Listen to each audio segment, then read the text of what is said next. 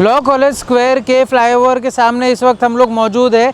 ये जो फ्लाईओवर है ये आरटीओ से टेक ऑफ करेगा और लैंड करेगा फुटाला के पास में, लेकिन ये फ्लाईओवर को जहाँ पे 2025 जून में बनकर तैयार होना था, अभी आज जुलाई चालू हो गया, इसको एक्सटेंशन मिला है जुलाई 31 तक का। लेकिन कुछ सूत्रों के हवाले से ये भी खबर सामने आ रही है कि अगस्त तक के भी इसको एक्सटेंशन मिल सकता है।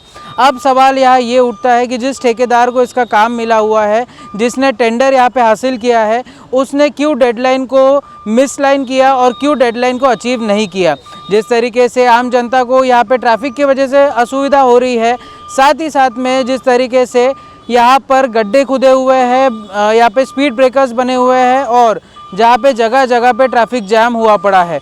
आइए हम लोग जनता से करते हैं बातचीत और उनसे जानने की करते हैं कोशिश, किस तरीके से वो देखते हैं इस फ्लाईओवर के डिले होने में, और क्या NHAI, PWD और NMC तीनों मिलकर क्या कोई इसके ऊपर में कोई बयान जारी करते हैं, और जो जनता को असुविधा हो रही है उसके लिए क्या कोई भी इसके से माफ़ी मांगने वाला है क्या। जिस तरीके से ये आरटीओ के सामने जो फ्लाईओवर है इसको जून तक पूरा हो जाना चाहिए था और जनता के लिए खुल जाना चाहिए था, लेकिन अभी जो काम देख पा रहे हैं इसको जुलाई तक के एक्सटेंशन मिला है और कुछ लोग बोल रहे हैं कि अगस्त तक के भी एक्सटेंशन मिल सकता है। क्या लगता है आपको कि ऐसे ठेकेदारों पर कार्रवाई होनी चाहिए या नहीं?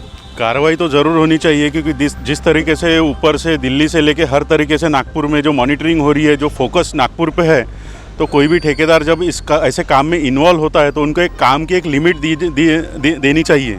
उनको इस काम की एक सीमित जो एक काम का ये होता है वो पहले से ही उन्होंने तय करना चाहिए, नहीं तो ऐसे ठेकेदारों को ब्लैकलिस्ट कर देना चाहिए, क्योंकि इसके वजह से आम आदमी सफ़र कर रहे हैं। यहाँ पे अगर देखा जाए तो हर चीज़, अगर यहाँ से ये जो मेन रोड जाता है ये सीधा मुंबई पुणे एक्सप्रेस हाईवे, कारंजा लाड़ अमरावती को ये टच होता है, ये नेशनल हाईवे। अगर दिन भर में देखे जाए तो यहाँ पे वीकेंड में काफ़ी लोग सफ़र कर रहे हैं, क्योंकि ट्रैफिक बहुत जाम हो रही है। और अभी अगर बरसात का अपन ये मौसम देख रहे हैं तो इस तरीके से कॉमन आदमी इतना सफ़र कर रहा है, और हालांकि कोई भी अगर VIP जाता है तो उनको फिर ये रास्ता खुला करके देना पड़ता है, तो फिर से यहाँ पर ट्रैफिक जाम हो जाती है। हम डेली यहाँ पर शाम को फैमिली को लेके जाते हैं, अगर कोई इमरजेंसी है, कोई एम्बुलेंस वगैरह यहाँ पे जा रही है, तो ये काम जो है इतना डिले हो रहा है, उसके कारण सारे लोग सफ़र कर रहे हैं। और ज़्यादातर तो एम्बुलेंस वगैरह जो यहाँ से जाती है, इनको मरीज़ लोग यहाँ पे सफ़र करते हैं, क्योंकि ये मेन हाईवे होता है जो अमरावती और वाड़ी को निकलता है। तो ये ऐसे ठेकेदारों को सही में ब्लैकलिस्ट करना चाहिए, या उनको पहले ही उनकी एक सीमित जो टाइमलाइन है उनको देना चाहिए, क्योंकि ये अपना आम जनता का पैसा है ये सब। किस तरीके से देखते हैं जैसे ठेकेदार लोग अपना कॉस्टिंग बढ़ाने के लिए, अपना टेंडर का प्राइस बढ़ाने के लिए डिले करते जाते हैं काम, और इसका खामियाजा आम जनता को भुगतना पड़ता है, तो क्या NHAI, PWD, NMC इन सब को इसके खिलाफ एक्शन लेना चाहिए?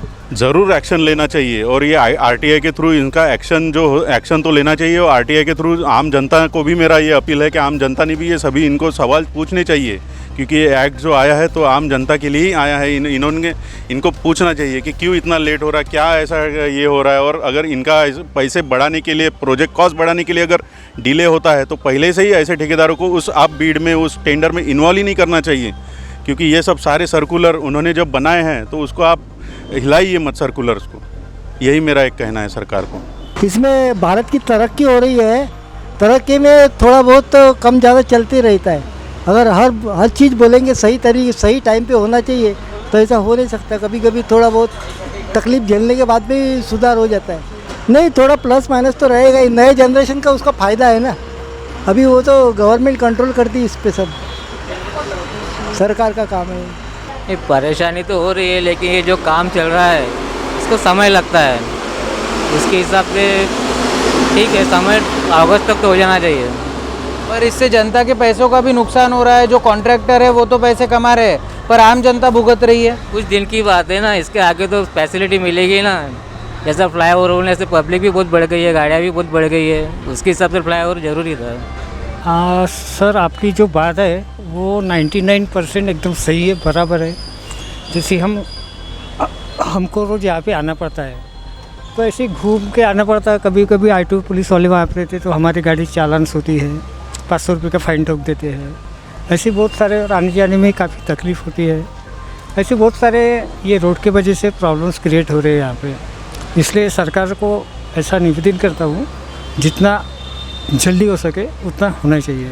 यहाँ पे कुछ % ठेकेदार की भी गलती है, जो पैसा अपने जेब में डालते हैं, और जो कुछ बचता है उस पर थोड़ा थोड़ा काम करते हैं। क्या लगता है बहुत परेशानियाँ हो रही सबको, और टाइम टू टाइम बताते जा रही है कि 1 महीना 2 महीना अभी हो रहा, कब हो रहा, कल हो रहा, बहुत सारी परेशानियाँ हो रही है। रोज़ रात दिन, यानी रात में भी रोड बंद हो जाता है, सुबह भी बंद हो जाता है, बहुत सारी परेशानियाँ। भैया अभी देखो यहाँ से तो अभी ट्रैफिक वाले जो ये पूरे सिग्नल लग जाती है, आने जाने वालों को तकलीफ होती है गाड़ी, और यहाँ से एक्सीडेंट भी होते हैं, और बोलते हैं कि फिर और इसको 6 महीने लगेंगे, अभी बोल रहे थे कभी हो जाएगा। ऐसी तकलीफ होती है लोगों को, जनता लोगों को। हमने नागपुर वासियों से जाना कि उनको कितनी समस्याएं हो रही है इस आरटीओ फ्लाईओवर की वजह से, और इसके काम में विलम्ब की वजह से कितनी समस्याएं उनको हो रही है। यहाँ पे एक बात स्पष्ट है कि ऐसे ठेकेदार जो अपने काम के लिए, अपने चार्जेस बढ़ाने के लिए, अपना प्रॉफिट बढ़ाने के लिए आम जनता के जान से भी खिलवाड़ करते हैं, उन लोगों को क्यों ना ब्लैकलिस्ट किया जाए, और क्यों NHAI हो, NMC हो या PWD हो, कोई भी क्यों इसके खिलाफ में आवाज़ नहीं उठाता, और ऐसे ठेकेदारों को क्यों कोई भी ब्लैकलिस्ट नहीं करता। आने वाला समय ये आरटीओ फ्लाईओवर उसको क्या फिर से और एक एक्सटेंशन मिलने जा रहा है, ये देखने वाली बात रहेगी। क्योंकि गडकरी जी ने कहा था कि मैं नागपुर को एक स्मार्ट सिटी के तौर पे डेवलप करूंगा, लेकिन उसकी कीमत आम जनता चुका रही है, और ये धरातल पर दिख रहा है। अब आने वाला समय, क्या नितिन गडकरी जी जो हमारे यूनियन मिनिस्टर है, क्या वो इसके खिलाफ कोई कार्रवाई करते हैं, और क्या NHAI की जवाबदेही तय करते हैं, ये देखने वाली बात रहेगी। वीडियो जर्नलिस्ट प्रवीण सूर्यवंशी के साथ मैं शांतनु अग्रवाल, महाराष्ट्र TV 24 नागपुर।